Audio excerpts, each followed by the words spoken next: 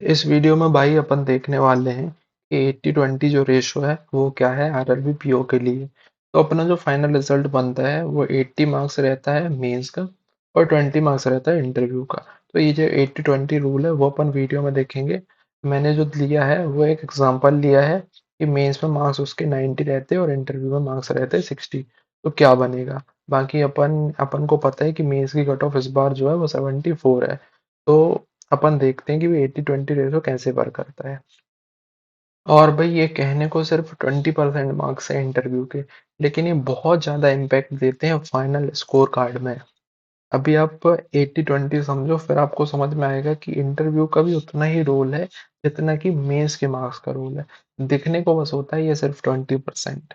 तो भाई आपको पता कैसे चलेगा कि आपके मेंस के और इंटरव्यू के मार्क्स कैसे कैलकुलेट हुए हैं। एक एग्जांपल है कि मेंस में मुझे मार्क्स मिले हैं 90 और इंटरव्यू में मुझे मार्क्स मिले हैं 60।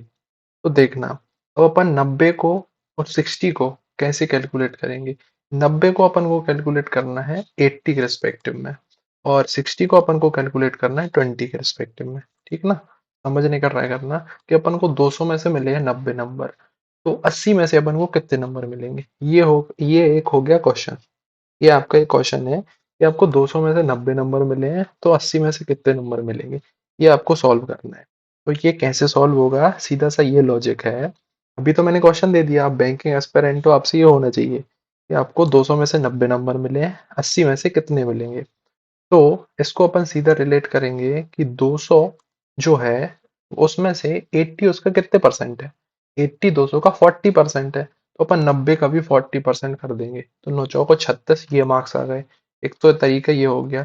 एक तरीका ये है कि जो 80 है वो 200 अपन को कैसे फाइंड करना है, मतलब 80 को अगर फाइंड करना है अपन को 200 में से, तो कैसे फाइंड करेंगे। अपन को करना पड़ेगा 2/5 से मल्टीप्लाई।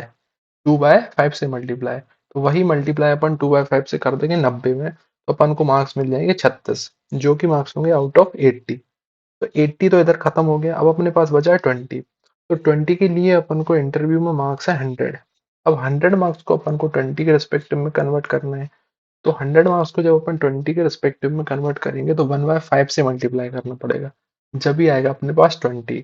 ऐसे ही 60 को भी 1/5 से मल्टीप्लाई करेंगे तो अपने पास आएगा 12। तो जो मेंस के मार्क्स रहते हैं उसमें 2/5 होता है, मतलब 40% हो जाता है वो। और जो इंटरव्यू के मार्क्स होते हैं वो 1/5 होता है, मतलब 20% हो जाता है।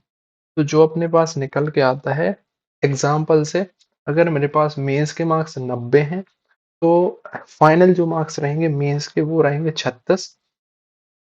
और अगर इंटरव्यू के मार्क्स 60 हैं तो फाइनल मार्क्स जो रहेंगे वो रहेंगे 12। तो 36 प्लस 12, अपना टोटल स्कोर बनता है 48, और ये स्कोर होगा आउट ऑफ 100। आउट ऑफ 100 वही है, ये 80 और ये 20। 80-20 ऐड हुआ तो 100 हो गया 36, 12 ऐड हुआ तो 48 हो गया। अब कई लोग इसी इजी सी कैलकुलेशन है, अगर आप बैंकिंग एस्पिरेंट हो तो आपको समझ में आ जानी चाहिए इजीली। तो ये होता है टोटल कैलकुलेशन। अब चीजें आती हैं कि मेंस में कितने मार्क्स ऊपर रहते हैं और इंटरव्यू में कितने मार्क्स कम रहते हैं, तो उसकी सेपरेट वीडियो अलग है। ये सिर्फ इसके लिए था कि 80-20 का जो रूल है वो क्या है, मार्क्स अपने कैसे कैलकुलेट होते हैं। तो मार्क्स अपने ऐसे कैलकुलेट होते हैं। बाकी आपका जो फाइनल रिजल्ट रहता है उसमें सिर्फ ये मार्क्स लिखे आते हैं, 48 आउट ऑफ 100। आपको जो भी मार्क्स मिले हैं वो लिखे आएंगे 48 आउट ऑफ 100। बाकी इंटरव्यू और मेंस के मार्क्स लिखे नहीं आते, वो आपको खुद कैलकुलेट करने पड़ेंगे, क्योंकि आपके पास मेंस के मार्क्स ऑलरेडी होंगे जो भी रिजल्ट आउट होगा उसमें। तो आप उससे फिर इंटरव्यू के मार्क्स कैलकुलेट कर सकते हैं। ठीक है, इस वीडियो में इतना ही था। Thank you.